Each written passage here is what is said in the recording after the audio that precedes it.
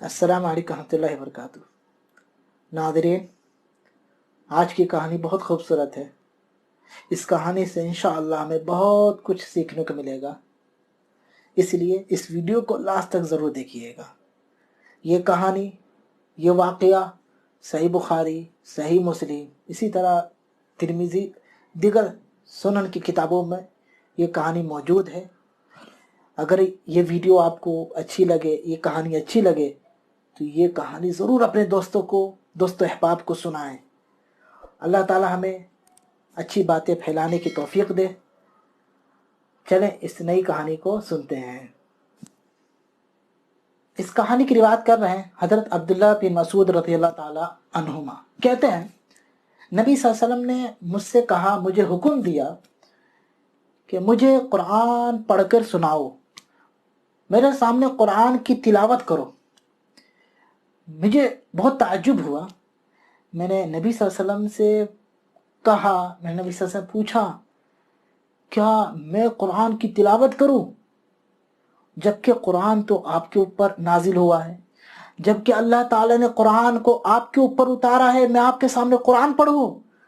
تو نبی صلی اللہ علیہ وسلم نے کہا، مجھے قرآن کی تلاوت سننا بہت پسند ہے، میرا من کرتا ہے قرآن کی تلاوت سننے کا، کوئی میرے سامنے پڑھے، مجھے قرآن کی تلاوت بہت اچھی لگتی ہے، اسی لیے تم بھی میرے سامنے قرآن کی تلاوت کرو۔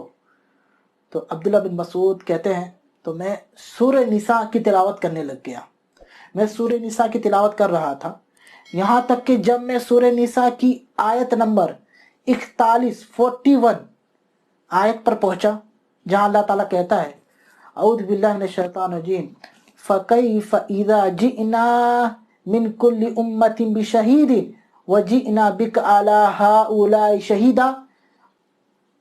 آیت کا ترجمہ ہے، کیا حال ہوگا جب اللہ رب العالمین ہر امت میں سے ایک گواہ لائے گا اور آپ کو ان لوگوں پر گواہ بنا کر لائے گا۔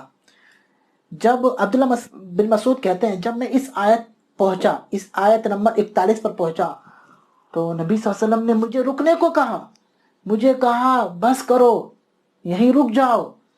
تو میں نے اپنی نظر اوپر اٹھائی، میں نے دیکھا نبی صلی اللہ علیہ وسلم کی دونوں آنکھوں سے آنسو نکل رہے تھے، نبی صلی اللہ علیہ وسلم کی دونوں آنکھوں سے آنسو روا تھے۔ اس سے پہلے کہ ہمیں اس کہانی سے کیا کیا باتیں سیکھنے کو ملی، میں یہ سب چیزیں بتاؤں، اس آیت کی تفسیر بتانا بہت ضروری سمجھتا ہوں۔ چلیں اس آیت کی تفسیر سنتے ہیں، اس کے بعد اس کہانی سے ہمیں کیا کیا چیزیں سیکھنے کو ملی، فوائد سنیں گے، ٹھیک ہے؟ چلیں تفسیر محمد جوناگڑھی میں صفحہ 223 نمبر، اس آیت کی تفسیر میں صلاح الدین یوسف رحمہ اللہ نے لکھا ہے، جب ہر امت میں سے اس کا پیغمبر اللہ کی بارگاہ میں گواہی دے گا کہ یا اللہ، ہم نے تو تیرا پیغام اپنی قوم کو پہنچا دیا تھا، اب انہوں نے نہیں مانا تو ہمارا کیا قصور، انہوں نے ہماری باتوں پر عمل نہیں کیا تو اب ہم کیا کرتے؟ پھر ان سب یعنی انبیاء کرام پر نبی صلی اللہ علیہ وسلم گواہی دیں گے کہ یا اللہ، یہ انبیاء کرام سچے ہیں۔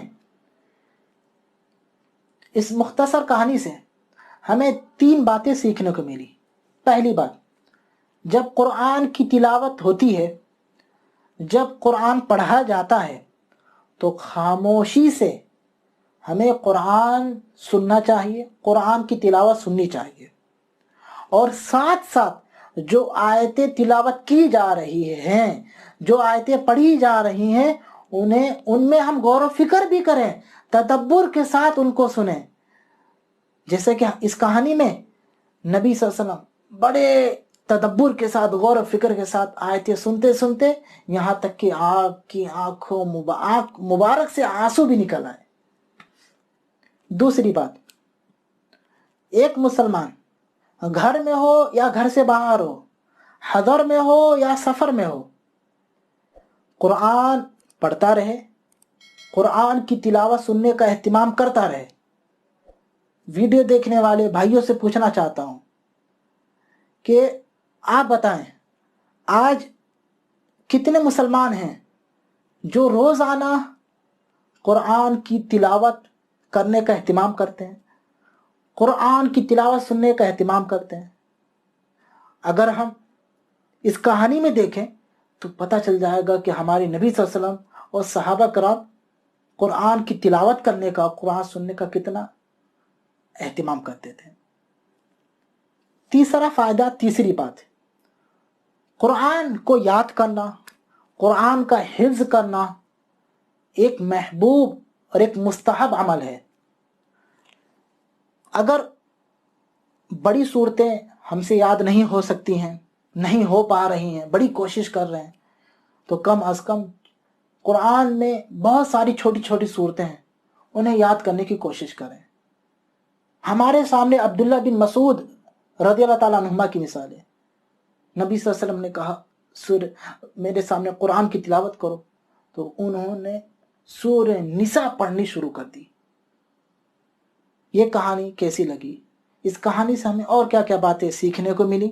آپ کمنٹ میں لکھ سکتے ہیں۔ پھر انشاءاللہ جلدی ملیں گے۔ السلام علیکم ورحمۃ اللہ وبرکاتہ۔